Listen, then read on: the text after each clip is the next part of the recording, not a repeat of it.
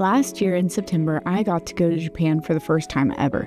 It was an amazing trip that I had a ton of great memories from.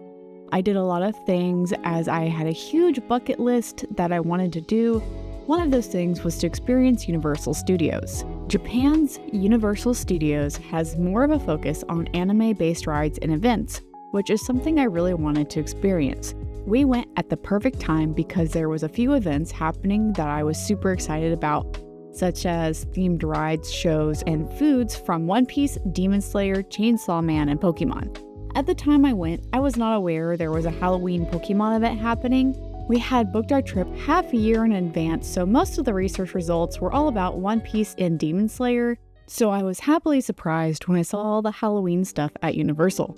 The Halloween Pokemon event at Universal Studios Japan was called Ha Ha Ha Halloween Party from September 5th to November 4th, 2024.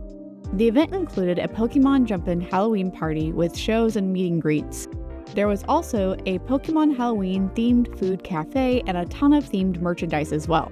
Universal Studios Japan is located in Osaka, so we had to take a train from Kyoto to get there.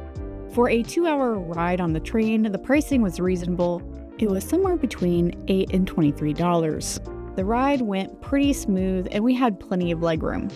Once we arrived, we didn't beeline for the Pokemon Halloween event, since we had no idea it was even happening. However, we did end up stumbling upon the tail end of the Pokemon DJ show. I didn't get to record very much of the show since it was right near the end, but apparently there was a whole song and dance routine with multiple Pokemon. The lineup included DJ Pikachu, DJ Gengar, Mimikyu, Misdreavus, and Banette. The show featured original music by Deco27 and familiar Pokemon songs. Pokemon and performers took the stage to dance along to the music. Guests were invited to jump along with the performers in front of the stage. Throughout the show, DJ Pikachu and DJ Gengar were the main characters, while the other Pokemon were more in supportive roles. The performers that joined the Pokemon on stage were dressed in a lot of green, black, and purple, with splashes of metallic silver and orange. Mind you, everything was in Japanese. My Japanese is not great, so with what little of the show I saw, I had no idea what was being said. After the show, there was a meet and greet with all the Pokemon from the show, including Litwick and Pumpkaboo, who did not perform. Fun little fact about me, I'm actually scared of these types of costumes. Any big costume kind of just freaks me out. I think Chuck E. Cheese might have scarred me as a kid, but while I can look at these costumes from afar and enjoy them and their cuteness, I cannot actually go near them because it causes me to panic. So I didn't join the meet and greet, even though I kind of wish I could have. At some point, we found the Universal Studios store, which has a ton of Pokemon Halloween merch. There was a really cool Pokemon Halloween display right in front for everyone to see. There were a bunch of plushes, keychains, headbands, bags, hats, scrunchies, shirts, stationery, cups, and snacks. I really wanted to get some of the merch. A lot of the items were pretty expensive, and I had a limited budget for the trip. If I was able to buy something, I probably would have gotten the stationery items, but I get to treasure these things in my memory and video only, and that's okay with me. We eventually got hungry and was looking for a place to eat when I saw the Pokemon Cafe. I nearly lost my socks out of pure excitement because the food spread was incredible. The cafe was located in the Studio Stars restaurant and had been completely redone in a Pokemon Halloween theme for this event. We also wanted to eat at the One Piece restaurant while we were there, so we decided to split a meal and a couple of desserts to leave room for other various food items. The place was incredibly packed, so we did wait a long time to order. Some of the food they had was DJ Gengar Appears, black beef stew in a pie crust plate.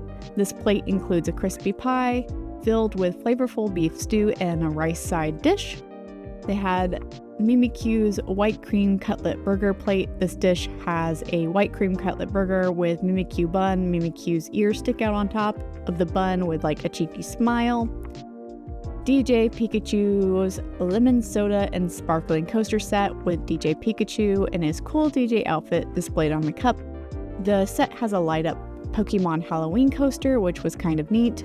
Hitomoshi's aka Litwick gooey yogurt mousse cake. The mousse cake looks just like Litwick. A blue flame sticks out on top of the treat and was absolutely adorable.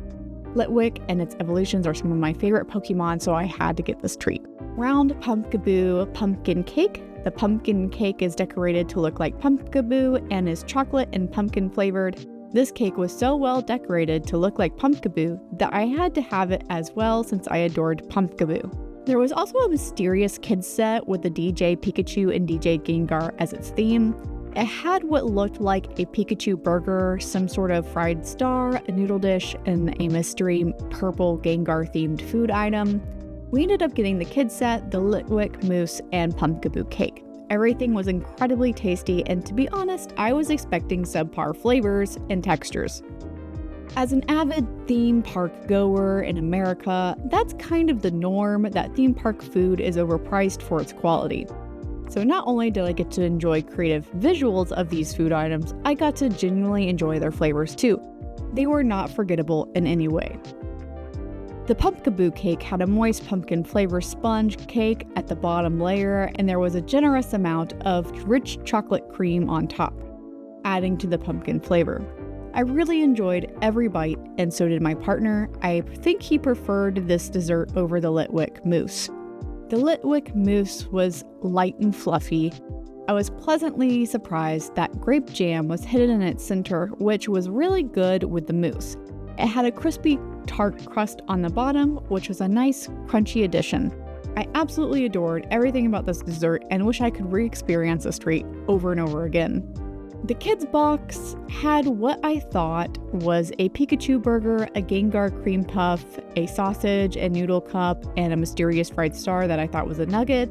I wasn't sure exactly what each item was at first in the kids set because I couldn't find anything that said what it was besides the obvious looking noodle dish. I at first thought the cream puff was some sort of potato dish. It became obvious it wasn't after it was right in front of me, but it was still a mystery until my first bite. The cream puff was light, fluffy, and sweet with a perfect texture. The sausage and noodle was good, but I'm not really a noodle and sausage fan. The Pikachu burger was actually a Nikuman meat bun and was tasty. The bun was nice and soft, while the meat was juicy and flavorful. We saved the star for last since we had no idea what was inside of it. We assumed it was some sort of nugget of some sort, but it was actually a potato croquette, which I'd never had before. The croquette had a nice crispy breading, and the potato inside was nice and flavorful. Overall, I think the Pokémon Halloween event was really great. The cafe stood out to me because it was clear they put a lot of thought and creative effort into it. It is certainly a memory I will treasure forever. I also felt the Halloween spirit of the theme since most of the items were around ghost Pokemon to balance the DJ theme. I think the merch was cute too, but I did feel a lot of it didn't feel very Halloween to me. The focus felt more on the DJ aspect of the theme, which was fun, but I think if I saw some of these items out on the street, I wouldn't think Halloween. With that being said, I still thought that the items were nicely done and designed. As far as the show aspects goes, I thought the costumes looked really high quality and the Pokemon looked super cute, even though personally I wouldn't get near them.